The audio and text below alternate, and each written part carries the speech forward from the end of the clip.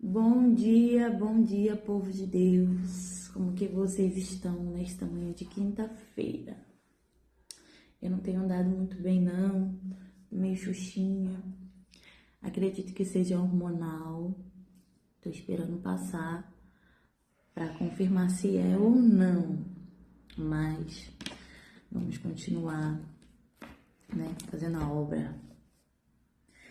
Hoje a nossa palavra está lá em João 3,16. Nós vamos ler do 16 ao 21. Tá? Só que hoje eu vou fazer diferente, eu não vou ler tudo. A gente vai lendo versículo por versículo e o Espírito Santo vai ministrando no nosso coração versículo por versículo. Amém? Amém. Então vamos ler o 3,16. Porque Deus amou o mundo de tal maneira que deu o seu Filho unigênito para que todo aquele que nele crê não pereça, mas tenha a vida eterna. Esse não precisava nem ler. Esse foi o primeiro versículo que eu gravei na minha vida. Acho que o único que eu sei assim direitinho aonde fica cada ponto e vírgula. Desde que eu era criança, eu gravei esse versículo. Porque é um versículo onde as pessoas se apegam muito, né? As pessoas se apegam muito a esse versículo porque é uma revelação, né? Que do amor de Deus, que ele fala porque Deus amou tanto o mundo que ele enviou seu único filho para que o mundo fosse salvo através dele. Então, é uma revelação do amor de Deus, né? Então, as pessoas pegam esse versículo e fazem dele um amuleto, né? Para carregar para o resto da vida, assim como fazem com muitos outros. Mas não se apega ao contexto do versículo, porque todo versículo tem um contexto.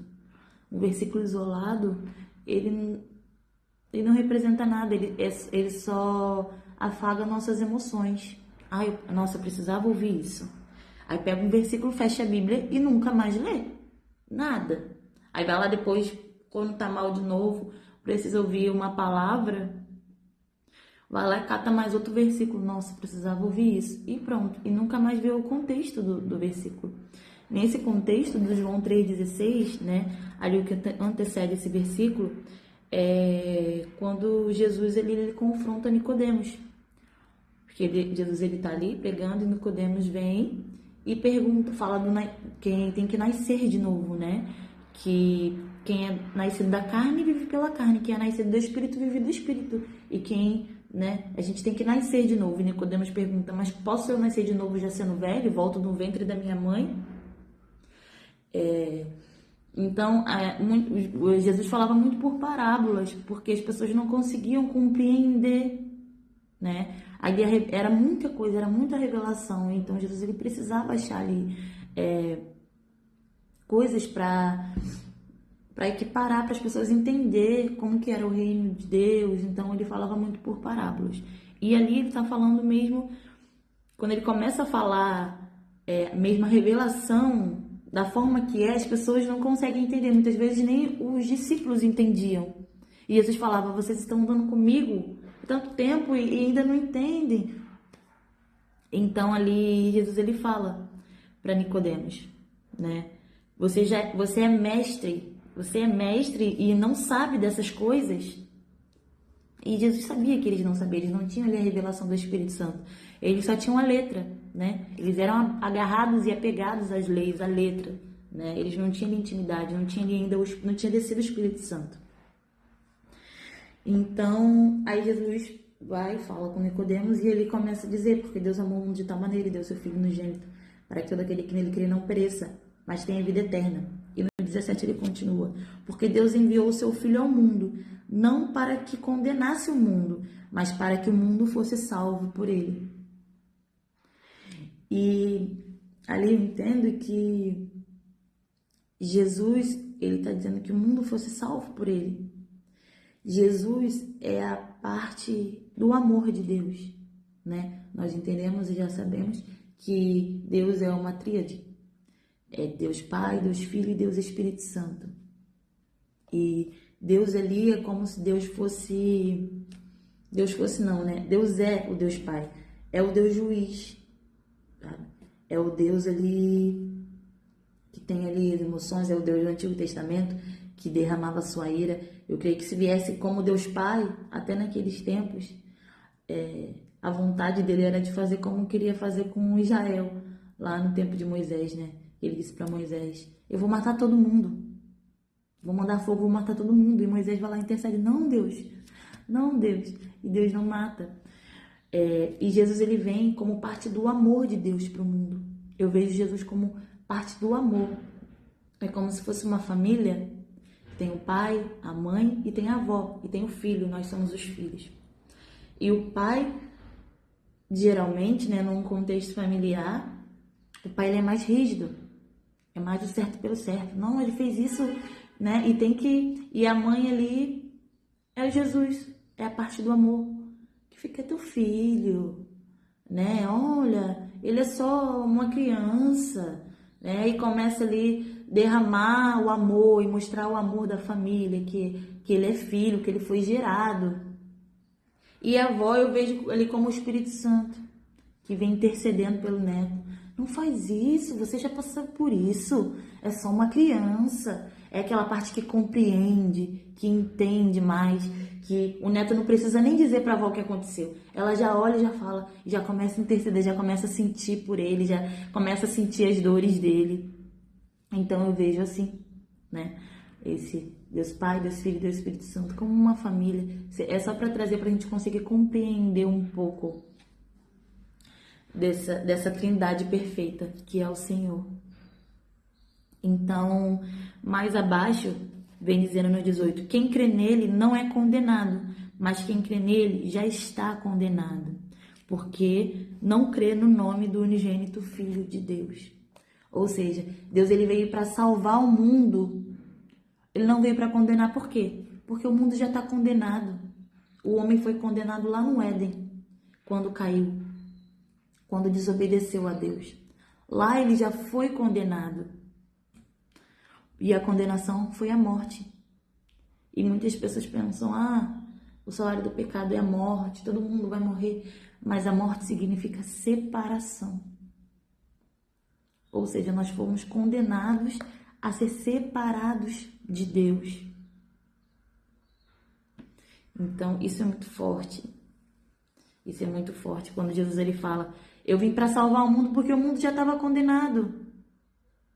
Então, Jesus é uma opção, vamos dizer, ou é ele ou não é. Não tem outra. As pessoas querem viver ali em cima do muro. Eu não roubo, eu não mato, eu não fornico, eu não traio minha esposa, eu não sei o quê. Eu sou do bem, eu vou ser salvo. E não é, você pode fazer tudo de bom, mas você já está condenado. Porque a raiz do pecado já está enxertada em nós. Ou seja, todos nós já fomos condenados. E Jesus veio para quê? Para nos salvar, para nos livrar da condenação, nos livrar dessa morte que é, dessa separação de Deus. Porque ele não está falando da morte física. Quando fala o salário do pecado é a morte, não é a morte física.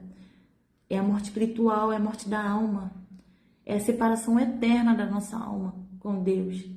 E quando Jesus está lá na cruz, quando ele está no Getsemane ainda, né, suando sangue e assim, com aquele sentimento, porque ele já sabia que ele ia sofrer, que ele ia ser açoitado, ele já sabia que ele ia sofrer fisicamente. Mas o maior pavor de Jesus é porque ele ia viver essa separação. Ele ia ser separado, ele ia viver essa morte. E não era sobre morte física, era sobre a separação. Isso que ele fala na cruz, meu pai, por que me desamparaste? Por que me abandonou? Porque o maior medo de Jesus é porque ele sabia que ele precisava sentir essa separação. Sentir o que era viver sem Deus, esse pavor. E é isso que a gente tem que ter no nosso coração, esse pavor de viver sem Deus. Tanto aqui, hoje, porque você aceita Jesus e você é salvo. Quem crê em Jesus é salvo. Mas muitos são salvos e ainda vivem uma vida tão escassa, uma vida tão desgraçada, uma vida de que acha que tem que ter problema mesmo, porque senão tem alguma coisa errada. Não é por aí. Deus nos prometeu uma vida com abundância, e essa vida é para viver aqui na terra. E é essa vida que a gente tem que buscar. E o que nos traz essa vida? Viver em Cristo. Viver nele, não só aceitar ele nunca mais. Querer saber dele, só ir para a igreja domingo e achar que tá bom. Querido, você tá vazio e você tem que sentir pavor dessa separação. Pavor de não sentir a presença de Deus. Quando eu não sonho, o Senhor fala muito comigo nos sonhos. Eu não tenho uma visão aberta, então eu tenho muitos sonhos. Sonhos proféticos, sonhos de revelação, sonhos de despertamento, Deus querendo, né, alertar coisas. E quando eu não sonho, eu já acordo assim. Não, Senhor, tem que sonhar. Eu quero até tirar um cochilinho de tarde para Deus vir visitar e falar comigo. Porque é a forma que eu vejo que Deus fala comigo. Não só na palavra, é uma forma mais que eu consigo sentir e saber. Porque antes que eu vou orando ao longo do dia, antes de dormir eu oro. E Deus vem sempre falando comigo nos sonhos. E muitas vezes eu não consigo discernir. Então eu peço discernimento porque eu aprendi que quem tem intimidade com Deus entende o que Deus quer falar. Então tem muitos sonhos até hoje que eu ainda não consigo discernir. E aos poucos Deus vai revelando, eu vou conseguindo discernir através da palavra, através do que Ele vem falando comigo, das situações. Então, o que você sonha, quando você sente que é algo que Deus está te mostrando, é algo espiritual, né? Tudo que você sonha é de acordo com o contexto da sua vida. É de acordo com o contexto da sua vida, mesmo que você não entenda, começa a orar, pedir discernimento a Deus, o que Ele quer falar contigo, o que Ele quer revelar, às vezes despertamento. Né? Quando você tem uma vida com Deus, é claro, porque tem sonhos que é de Satanás, né? São sonhos perturbadores, demoníacos, é perturbação mesmo. Aí você precisa mesmo de libertação. Aí já é outro dia que a gente vai falar de libertação. Então, nós paramos aqui no 18, né? O mundo já estava condenado. E no 19 ele vem. E a condenação é essa: que a luz veio ao mundo e os homens amaram mais as trevas do que a luz, porque as suas obras eram mais. Ou seja, as pessoas, elas amam mais fazer a sua vontade, fazer a vontade da carne. As pessoas não querem matar carne, elas não querem sair das trevas. Porque tá bom, tá gostoso, né? Só que as pessoas são muito imediativas, a gente quer viver o momento, né? Eu vou fazer isso porque é bom. E depois que acaba aquela sensação de prazer, que é uma sensação da carne, aquela sensação de prazer, aí começa a vir a culpa, começa a vir o peso, começa a vir as consequências. Ou seja, aqui fala que as pessoas amaram mais as trevas. Ou seja, nós estamos amando aquilo que desagrada a Deus. Nós estamos amando as trevas. E embaixo vem dizendo, porque todo aquele que faz o mal aborrece a luz e não vem para a luz para que as suas obras não sejam reprovadas.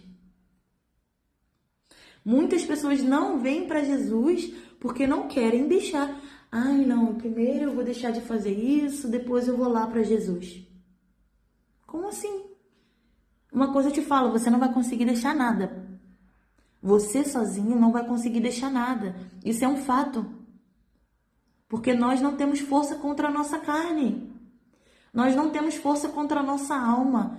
A força que a gente tem para matar todos os dias a nossa carne, para não se entregar à tristeza da alma, à depressão, à ansiedade, é só com Jesus, é só o Espírito Santo que nos dá força.